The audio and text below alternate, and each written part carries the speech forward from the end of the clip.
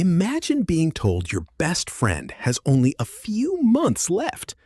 Now imagine the person who ends up saving her has never studied biology, medicine, or chemistry, not even once. No lab coat, no medical degree, just a laptop, a stubborn refusal to give up, and an AI chatbot. This isn't a movie plot. It happened in Australia, and it might just be a preview of how medicine works in the future. For dogs, and maybe for us too. Rosie was a 5-year-old rescue dog. One day, her owner noticed a lump on her leg, a mast cell tumor, about the size of a tennis ball. It's the most common skin cancer in dogs, and it's nasty. It floods the body with histamines and wrecks a dog's quality of life. Rosie went through surgery, then chemotherapy. Nothing worked. Her vets gave her only months to live, and her mobility was fading fast. Here's where the story gets strange.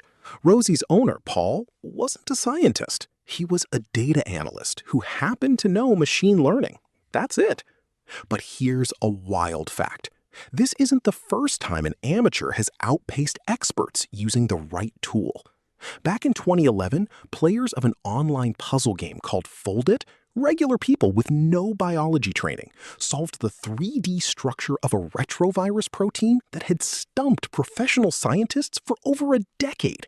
They cracked it in 3 weeks. Paul had his own version of that moment.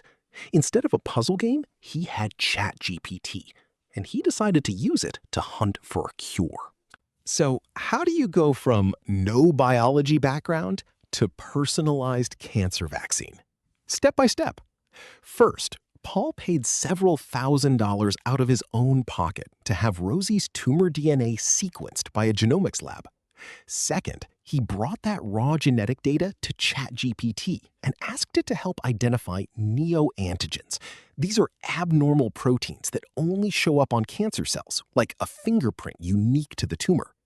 Third, he used Google DeepMind's AlphaFold, the same AI that revolutionized biology by predicting how proteins fold to figure out the physical shape of those abnormal proteins. Fourth, he handed that blueprint to a chemistry lab, which used mRNA technology, yes, the same core technology behind COVID-19 vaccines, to build molecules that could teach Rosie's immune system to recognize and attack her specific tumor. Think of it like this. A regular vaccine teaches your body to recognize an intruder everyone shares, like a virus. This vaccine was custom-tailored to recognize only Rosie's tumor, nobody else's. It took about 2 months to build the vaccine, plus additional time to clear the ethics approval needed for a vet to administer it. It was given alongside another cancer drug called an immune checkpoint inhibitor. The result? Within a single month, Rosie went from struggling to walk to jumping over a fence to chase a rabbit. To be clear, it wasn't a miracle cure.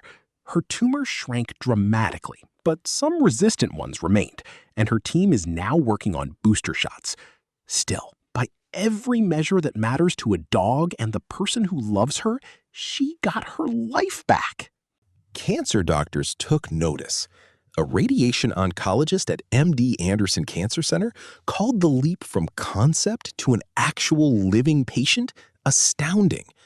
Another researcher there, who's already developing personalized mRNA vaccines for human brain tumor patients, pointed out that the technology is basically the same. And this isn't theoretical.